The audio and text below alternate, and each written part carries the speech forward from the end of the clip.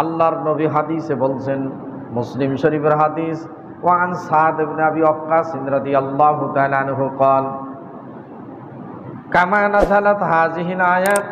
সাদ ইবনে আবি ওয়াক্কাস বেহেশতের সুসংবাদ প্রাপ্ত সাহাবী সাদ ইবনে আবি ওয়াক্কাস রাদিয়াল্লাহু তাআলা আনহু বর্ণনা করেন, যখন আল্লাহর নবীর কাছে এই আয়াতখানা নাজিল হয়, কামা নাযালাত হাযিহিল আয়াত ফাকুল তাআলাউ নাদউ আবনাআকুম ওয়া আবনাউকুম। আল্লাহ রাব্বুল আলামিন আয়াত নাজিল করলেন, তোমাদের সন্তানদেরকে তোমরা আহ্বান করো।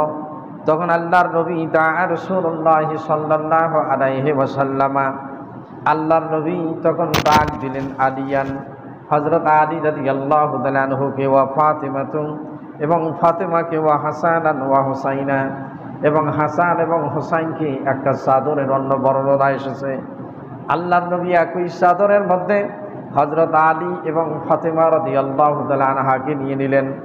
এরপরে হাসানকে ডাক দিলেন, এরপরে হুসাইনকে সেই চাদরের মধ্যে আবৃত করলেন। এরপরে ফাকালা আল্লাহুম্মা, অতঃপর আল্লাহর নবী বললেন, হাউলাই আহলে বাইতি, এরাই হচ্ছে আমার আহলে বাইত। জোরে বলি সুবহানাল্লাহ। আল্লাহর নবীর স্ত্রীগণকেও আহলে বাইত বলা হয়েছে। তাফসীরের পরিভাষায়, বিভিন্ন কোরআনের পরিভাষায়, হাদিসের পরিভাষা, আল্লাহ নবী তার চাদর নিচে হযরত ফাতেমা, হযরত আলী, হাসান, হোসেনকে ডাক দিয়ে নিয়ে বললেন সাহাবা আজমাইনদের সম্মুখে, এরাই আমার আহলে বাইত। হাদিস শরীফ আল্লাহর নবী বলছেন, যারা আমার আহলে বাইতকে ভালোবাসলো তারা যেন আমি রসুলকে ভালোবাসলো। জোরে বলি সুবহানাল্লাহ।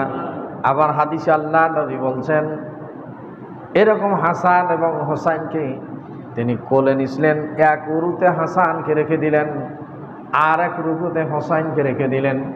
আর আল্লাহকে বলছেন, আল্লাহ আমি এদেরকে ভালোবাসি, হে আল্লাহ তুমিও তাদেরকে ভালোবাসো।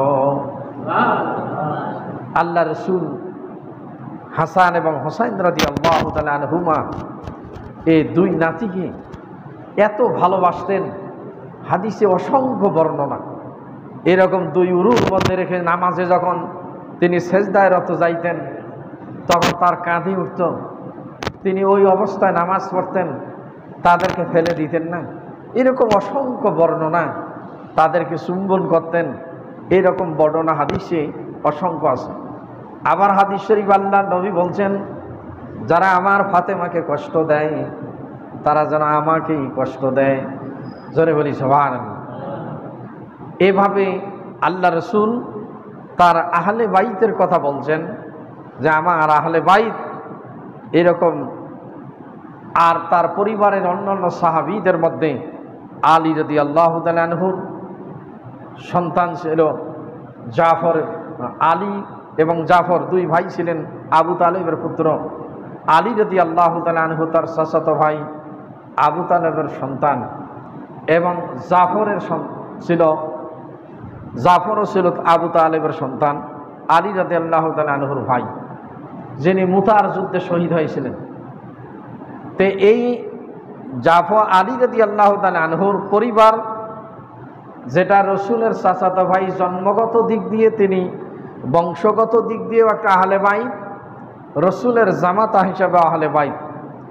এই জন্য জাফর রাদিয়াল্লাহু তাআলা আনহু আল্লাহর নবীর কাছে যখন আসতেন, যখন তিনি কাছে এরকম ডাক আসতেন জাফরের, তাকে সুন্দর উপাধি দিয়ে ডাকতেন। এই জাফর রাদিয়াল্লাহু তাআলা আনহু যখন মুতার যুদ্ধে শহীদ হয়েছিলেন, গাজওয়ায়ে মুতা, এই মুতার যুদ্ধে জাফর রাদিয়াল্লাহু তিনজন সাহাবী, তারা যাদের নাম আল্লাহ নবী ঘোষণা করেছিলেন, তার মধ্যে জাফর ছিলেন। তার পালিত পুত্র যায়েদ বিন হারিস, আল্লাহ নবী প্রথমে নির্দেশ দিয়েছিলেন এই মুতার যুদ্ধে সেনাবাহিনী হবেন, সেনাবাহিনী প্রধান, যিনি সৈনিক প্রধান হবেন, মুসলমানদের পতাকা ধরবেন, তিনি হবেন যায়েদ বিন হারিস। তার পালিত পুত্র যায়েদ বিন হারিস, আল্লাহ নবী বলেন, ওয়াইন কুতিলা, যদি তিনি শহীদ হয়ে যান, তাহলে কি জাফর ইবনে আবু তালেব, আমার ভাই জাফর ইবনে আবু তালেব, তিনি কি করবেন, এই যুদ্ধের সেনাবাহিনী প্রধান হবেন, তিনি ঝান্ডা ধরবেন। ওয়াইন কুতিলা বলছেন সেও যদি শহীদ হয়ে যায়। এরপরে বলছেন আব্দুল্লাহ ইবনে রাওয়াহা, এরপরে আব্দুল্লাহ ইবনে রাওয়াহা তিনিও শহীদ হয়েছেন। পরবর্তী খালিদ বিন ওলীদ, যার উপাধি দিয়েছিলেন আল্লাহ রসুল সাইফুল্লাহ, 60টি তরবারি ভেঙ্গে দিয়ে সেই দিন মুতার যুদ্ধে বিশাল বড় সেনাবাহিনী, বিশাল বড় মুশরিকদের সৈন্যবাহিনীর উপর এই সাহাবা আজমাইন বিজয় হয়েছিলেন। সেই দিন জাফর রাদিয়াল্লাহু তাআলা আনহুর 2টা হাত কেটে গিয়েছিল, 2টা হাত ছিল না। তা আল্লাহর নবীর কাছে জাফরের ছেলের নাম ছিল আব্দুল্লাহ। আল্লাহর নবী যখন আল্লাহর নবীর কাছে জাফরের সন্তান আব্দুল্লাহ আসতেন, আল্লাহর নবী ডাকতেন 2 ডানা বিশিষ্ট বেহেশতের সেই মেহমানের সন্তান, জোরে বলি সুবহানাল্লাহ।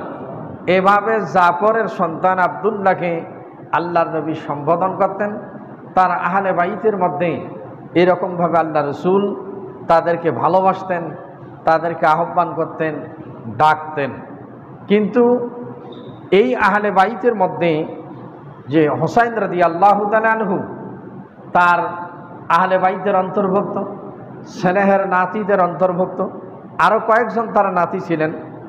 তার মধ্যে প্রসিদ্ধ যে হাসান এবং হোসাইন রাদিয়াল্লাহু তাআলা আনহুর নামগুলো ইসলামের ইতিহাসে, কোরআন হাদিসে বিভিন্ন জায়গায় আসে, যে হাসান এবং হোসাইনের ব্যাপার আল্লাহ রসুল বলছেন সাইয়্যিদা শাবাবি আহলিল জান্নাহ ওয়াল হাসান ওয়াল হোসাইন রাদিয়াল্লাহু তাআলা আনহুমা সাইয়্যিদা শাবাবি আহলিল জান্নাহ। আমার হাসান এবং হোসাইন জান্নাতের যুবকদের সর্দার হবে, জোরে বলি সুবহানাল্লাহ। ওয়াল ফাতিমাতু সাইয়্যিদাতু নিসাই আহলিল জান্নাহ। আল্লাহ নবী বলছেন আমার ফাতিমা